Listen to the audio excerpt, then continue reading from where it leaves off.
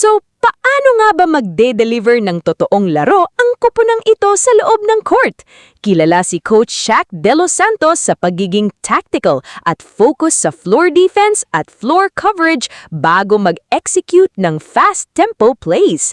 Sa pagpasok ni na Alyssa Eroa at Kyla Atienza, asahan natin na magiging solid ang basic reception at digging ng alas. Kapag maayos ang unang pasa, dito papasok ang laro ng mga setter tulad ni na Chloe Mondoñedo at Tin Ubaldo. Dahil mayroon tayong matatangkad at mabilis na middle blockers tulad ni na Thea Gagate, Ninya Itang at Zam Nolasco, ang magiging pangunahing sandata ng Pilipinas ay ang running plays at quick attack sa gitna. Ang layunin dito ay lituhin ang blocking ng kalaban para magkaroon ng single block o open net ang ating mga wing spikers.